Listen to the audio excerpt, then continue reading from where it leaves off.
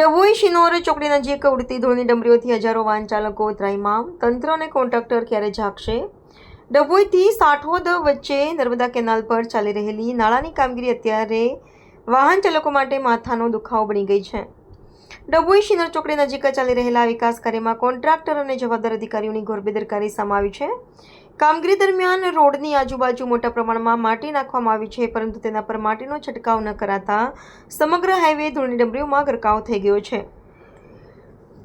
મુખ્ય યાત્રાધામોને જોડતો મુખ્ય માર્ગ, રોજના હજારો વાહનો પ્રભાવિત આ માર્ગ માત્ર ડભોઈ અને રાજપીપળાને જ નહીં, પરંતુ સુપ્રસિદ્ધ યાત્રાધામ તીર્થધામ ચાણોદ, કરનાળી અને શિનોર જેવા મહત્વના વિસ્તારોને જોડતો મુખ્ય સ્ટેટ હાઈવે છે. આ રૂટ પરથી રોજના હજારો નાના મોટા વાહનો અને એસટી બસો પસાર થાય છે. હાલમાં ઉડતી અસહ્ય ધૂળના કારણે આ વિસ્તારમાંથી પસાર થવું એ જીવના જોખમ સમાન બની ગયું છે. બીમારીનો સામનો કરવો પડી રહ્યો છે. જોવાનું રહ્યું કે અધિકારીઓ અને કોન્ટ્રાક્ટરોની કાળજી સામે જનતામાં ભારે રોષ જોવા મળી રહ્યો છે. વાહન ચાલકો પૂછી રહ્યા છે કે શું તંત્ર કોઈ મોટા અકસ્માતની રાહ જોઈ રહ્યું છે? હવે જોવાનું એ રહે છે કે ઊંઘતું વહીવટીતંત્ર અને આળસુ કોન્ટ્રાક્ટર ક્યારે જાગશે અને આ ધૂળની ડમરીઓમાંથી જનતાને ક્યારે મુક્તિ મળશે.